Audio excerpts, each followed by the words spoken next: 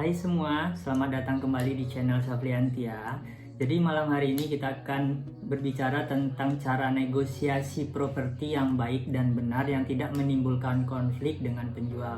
Karena banyak pengalaman kami di lapangan, orang-orang menegosiasi properti itu belajarnya hanya sepotong-sepotong dari internet ataupun dari cuplikan-cuplikan yang ada dari buku ataupun artikel-artikel, dan itu mereka mempelajarinya tidak lengkap, dan akhirnya ketika mereka ketemu dengan properti yang cocok, mereka langsung telepon, langsung hubungi tanpa survei, dan itu langsung nego setengah harga, separuh harga, langsung di-cut seperti itu.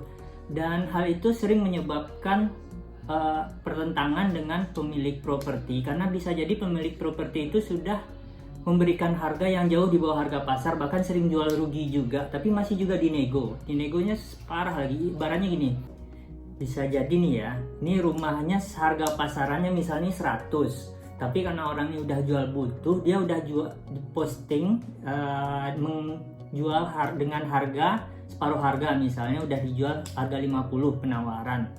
Tapi karena informasi yang sepotong-sepotong tadi dan tidak mempelajari lebih lengkap, ketika ditelepon oleh pembeli, mereka langsung nawar setengah. Jadi bayangkan ya, dari harga 100 udah ditawarkan 50, ditawar lagi sama orang yang mau beli jadi 25 gitu. Dan hal seperti itu sering kali menimbulkan konflik. Nah, dari ini banyak pertanyaan, banyak kejadian-kejadian seperti ini. Jadi malam ini saya pengen share gimana sih cara negosiasi properti yang benar untuk mendapatkan harga sesuai dengan target kita. Nah, kita belajar kalau dahulu sebelum era internet seperti sekarang, orang yang mencari properti itu mengumpulkan iklan-iklan yang ada di koran, di clipping-clipping iklan yang dijual, ada rumah dijual, properti dijual, mereka dikumpulkan sesuai dengan target. Misalnya memilih area di Depok, misalnya di Depok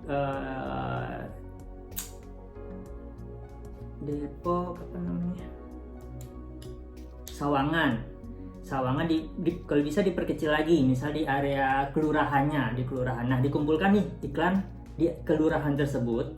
Nah, dari sana kan nanti dapat tuh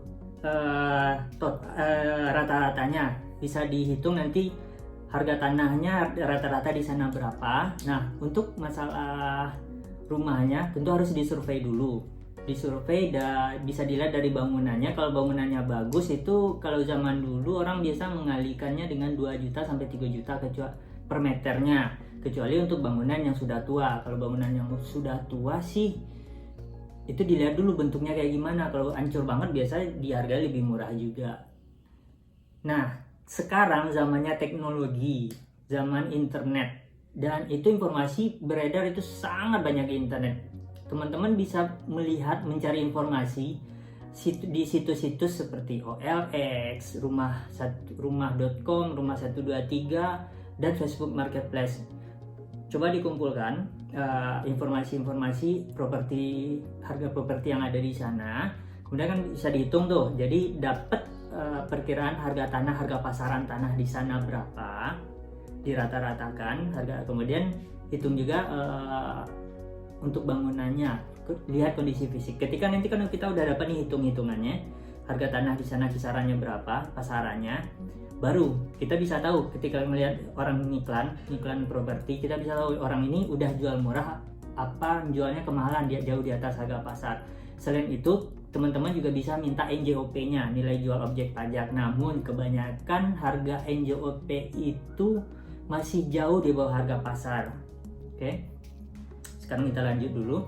Nah, dengan patokan harga tadi, dengan misalnya udah dapat nih harga tanah, contohnya di Sawangan tadi, harga tanah per meter di sini misalnya 3 juta. Nah, dari sana kita dapat patokan. Kemudian kita datang lakukan survei. Nah, ketika survei kan kelihatan tuh bangunan.